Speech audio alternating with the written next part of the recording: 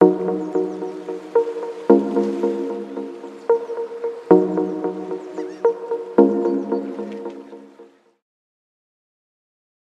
আলাইকুম। আশা করছি আপনারা সবাই অনেক ভালো আছেন এবং সুস্থ আছেন। আজকে আমরা Redmi 13C র সাথে আরো একটি নিউ স্মার্টফোনে কম্পেয়ার করতে যাচ্ছি। আপনারা প্রচুর রিকোয়েস্ট করেছেন। আমি চেষ্টা করব আরো অন্যান্য স্মার্টফোনের সাথে এই স্মার্টফোনটি কম্পেয়ার করার। তবে হ্যাঁ, আমার সাথেই আপনাদেরকে থাকতে হবে। আমাদের কাছে রয়েছে Redmi 13C। স্মার্টফোনটি অফিসিয়াল মার্কেটে ৩ টি ভেরিয়েন্টে এসেছে। ৪GB ১২৮GB বর্তমান প্রাইস ৳১৪,৪৯৯ ৬GB ১২৮GB বর্তমান প্রাইস ৳১৫,৯৯৯ এবং 8GB 256GB বর্তমান প্রাইস ৳১৬,৯৯৯। অপরদিকে Redmi 12 স্মার্টফোনটি ৩ টি ভেরিয়েন্টে পাবেন। এটার ৪ ১২৮ বর্তমান প্রাইস ৳১৬,৪৯৯ ৬ ১২৮ বর্তমান প্রাইস ৳১৭,৪৯৯ এবং 8GB 256GB বর্তমান প্রাইস ৳১৯,৯৯৯। Redmi 13C স্মার্টফোনটির ৮ ২৫৬ এবং Redmi 12 এর ৬ ১২৮ ভেরিয়েন্টটি আমাদের কাছে রয়েছে, যেই দুটি স্মার্টফোন নিয়ে আমরা আজকে কম্পেয়ার করতে যাচ্ছি। হ্যাঁ, দুটি স্মার্টফোনের প্রাইস খুবই কাছাকাছি। সো ভিউয়ার্স, এই দুটি স্মার্টফোনের মধ্যে কোন স্মার্টফোনটি আপনার জন্য বেটার অপশন হবে আজকের পুরো ভিডিওতে আপনাদেরকে জানাবো। সো আপনারা যারা ভিডিওটি দেখছেন এখনই ভিডিওতে লাইক করে দিন, কমেন্ট করে আপনার যেকোনো পরামর্শ আমাদেরকে জানাতে পারেন। পাশাপাশি চ্যানেলটি সাবস্ক্রাইব করে আমাদের পরিবারের একজন সদস্য হতে একদমই ভুলবেন না। So let's begin the show. আজকের ভিডিও সুবিধার্থে এই দুটি স্মার্টফোন আমাদের কাছে পাঠিয়েছে মদিনা টেলিকম। তাদের কাছে Redmi সহ সকল ব্র্যান্ডের অফিসিয়াল স্মার্টফোনগুলো আপনারা পেয়ে যাবেন। তাদের শপটি ভিজিট করে তাদের কাছ থেকে স্মার্টফোন পারচেজ করলে একটা আকর্ষণীয় মূল্য ছাড় পাবেন। সাথে কিছু গিফটও থাকবে। সো ভিডিও ডেসক্রিপশন বক্সে তাদের সম্পর্কে সকল তথ্য দেওয়া রয়েছে। আশা করছি চেক আউট করবেন এবং শপটি ভিজিট করবেন। ভিউয়ার্স, প্রথমেই আমরা দেখব এই দুটি স্মার্টফোনের পারফরম্যান্স সেকশনে কি স্পেসিফিকেশনের পার্থক্য রয়েছে। Redmi 13C স্মার্টফোনটার মধ্যে আমরা LPDDR4X এর RAM পাচ্ছি, ROM টাইপ পাচ্ছি eMMC 5.1 স্টোরেজ টাইপ, প্রসেসরে ব্যবহার করা হয়েছে MediaTek এর Helio Z85।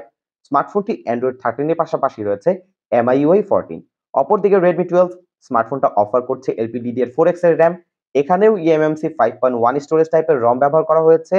স্মার্টফোনটার মধ্যে MediaTek এর Helio Z88 প্রসেসরটি পাচ্ছি। স্মার্টফোনটি Android 13 এ রান করছে, সাথে রয়েছে MIUI 14। ভিউয়ার্স, এখানে আমরা প্রত্যেকটি অ্যাপই অ্যাপ ওপেনিং এবং ক্লোজিং টেস্ট করব। তার আগে দেখে নিই রিসেন্ট অ্যাপে কিন্তু কোনো অ্যাপ নেই। সো প্রথমে ওপেন করব file manager, almost same. Gallery, 13C, Gmail, same. Free Fire, almost same. E football, এখানে Redmi 12। Play Store, almost same. YouTube, এখানে Redmi 12। ফেসবুক, এখানেও Redmi 12। Spotify, Redmi 12। TikTok, Redmi 12। 8 pool, Redmi 12। এখন আমরা এই দুটি স্মার্টফোনের মধ্যে হোয়াটসঅ্যাপ ডাউনলোড করে দেখব। দেখতে পাচ্ছি কিছুটা ফাস্ট Redmi 12, আবার কিছুটা পিছিয়ে নেই কিন্তু Redmi 13C। অলমোস্ট একটা সেম রেজাল্ট দুটি স্মার্টফোনের মধ্যে দেখতে পাচ্ছি। শেষ পর্যন্ত Redmi 13C কিন্তু অনেকটাই ফাস্ট রেসপন্স করেছে এবং ফাস্ট ডাউনলোড করতে পেরেছে। এখন আমরা এই দুটি স্মার্টফোনের মধ্যে ওকলা ইন্টারনেট স্পিড টেস্ট করব। দেখব কোন স্মার্টফোনটি এগিয়ে থাকছে।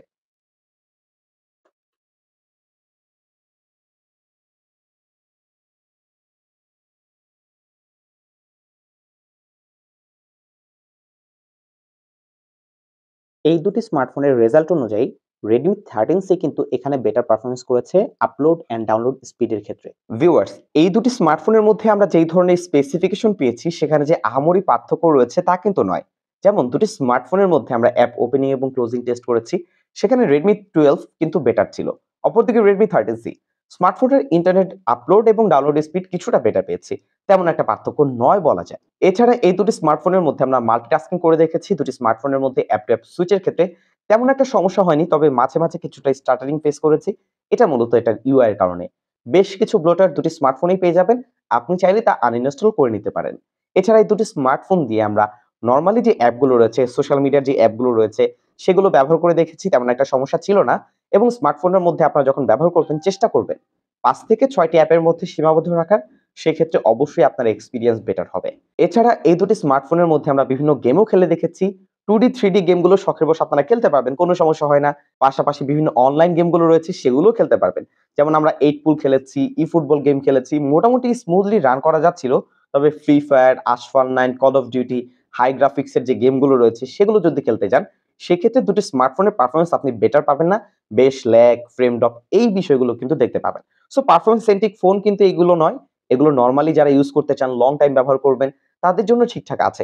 বাট লং টাইমের কথা যেহেতু এসেছে, বাট আমরা অনেকেই MIUI এর প্রতি এতটা ট্রাস্ট রাখতে পারি না। কেননা লং টাইমে অনেক সময় এই স্মার্টফোনগুলো এতটা বেটার এক্সপেরিয়েন্স দিতে পারে না। এটা নিয়ে আমরা মাঝে, মাঝে কথা বলে থাকি। সো আজকে এই বিষয়টাকে স্কিপ করছি।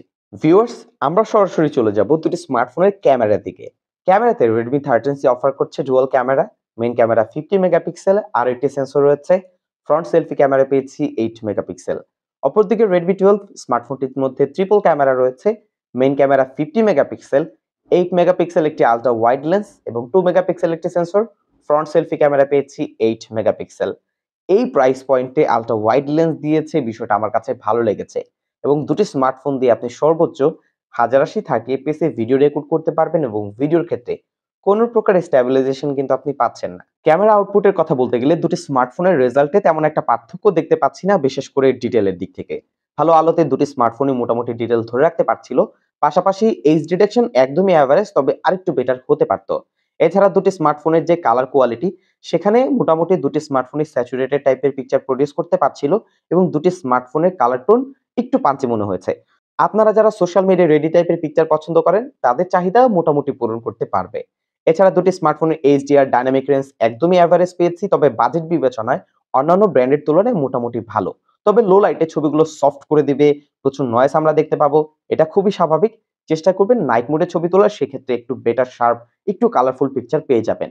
এছাড়া ফ্রন্ট ক্যামেরা 8 মেগাপিক্সেল হিসেবে এভারেজ একটা রেজাল্ট পেয়েছি। ভালো আলোতে ভালো ডিটেইল ধরে রাখতে পারছিল। এইচ ডিটেকশন মোটামুটি পারফেক্টই মনে হয়েছে। HDR একদম ব্যালেন্স টাইপের। এছাড়া ডাইনামিক রেঞ্জও একদমই ব্যালেন্স করতে পেরেছে। এছাড়া নরমালি ভালো আলোতে ভালো ছবি পাচ্ছিলাম, তবে লো লাইটে ছবির নয়েজ দেখতে পাবেন, গেইনের পরিমাণ বেড়ে যাবে এবং ছবিগুলো একটু সফট হয়ে যাবে।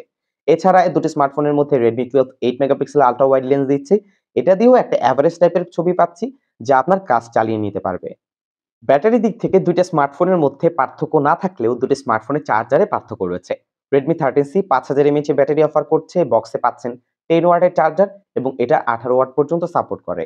Redmi 12 ৫০০০ mAh ব্যাটারি রয়েছে, বক্সে পাচ্ছেন 22.5 ওয়াটের চার্জার এবং এই স্মার্টফোনটিও 18 ওয়াট পর্যন্তই সাপোর্ট করছে। দুটি স্মার্টফোনের চার্জারের কথা বলতে গেলে Redmi 12 তো ঠিকঠাক আছে। বাট অপরদিকে চার্জার এই প্রাইস পয়েন্টে 10 ওয়াট সত্যি মানা যায় না। অন্তত 18 ওয়াট হওয়া প্রয়োজন ছিল। অপরদিকে 22.5 ওয়াটের চার্জার দিয়েও এটা কিন্তু সাপোর্ট মাত্র 18 ওয়াট। এটাও একটা ভাবার বিষয়। স্মার্টফোনটার বেশ কিছু ভেরিয়েন্ট রয়েছে, তবে 20,000 টাকা প্রাইস পয়েন্টে এটা যদি 33 ওয়াট অফার করা হতো, সেক্ষেত্রে আরো বেটার হতো। এমনিতে নরমালি স্মার্টফোন দুটি মোটামুটি একটা এভারেজ টাইপের ব্যাটারি ব্যাকআপ দিতে পারছিল। নরমালি ব্যবহার করলে প্রায় 1.5 দিনের কাছাকাছি একটা ব্যাটারি ব্যাকআপ দিতে পারবে, যদি 60 হার্টজ এ আপনি স্মার্টফোন দুটি ইউজ করেন। এবং এই দুটি স্মার্টফোন 90 হার্টজ এ ইউজ করলে সেক্ষেত্রে চার্জ একটু বেশি বার্ন হবে, এটা খুবই স্বাভাবিক। এছাড়া নরমালি আপনি যদি গেম খেলেন, সেক্ষেত্রে 4.5 থেকে 5 ঘন্টার এক মতো একটা স্ক্রিন অন টাইম দিতে পারবে এবং নরমালি ব্যবহার করলে একটু গেম-টেম খেললে 7 ঘন্টার প্লাস একটু battery backup, screen on time পেয়ে যাবেন দুটি স্মার্টফোন থেকে। ডিসপ্লের দিক থেকে ২ টা স্মার্টফোনের মধ্যেই কিছুটা পার্থক্য রয়েছে, যেটা আপনারা অলরেডি দেখতে পাচ্ছেন। Redmi 13C অফার করছে U notch display, Redmi 12 offer করছে middle punch hole display.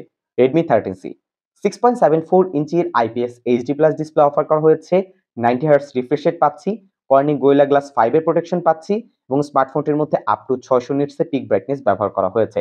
Redmi 12 offer করছে 6.79 ইঞ্চির IPS ফুল HD+ রেজোলিউশন ডিসপ্লে। এখানে 550 নিটস পিক ব্রাইটনেস ব্যবহার করা হয়েছে, 90 হার্টজ রিফ্রেশ রেট পাচ্ছি, কর্নিং গোরিলা গ্লাসের প্রোটেকশন পাচ্ছি। দুটি স্মার্টফোনের মধ্যে মিডল পাঞ্চল ডিসপ্লে দিয়ে এগিয়ে রয়েছে Redmi 12।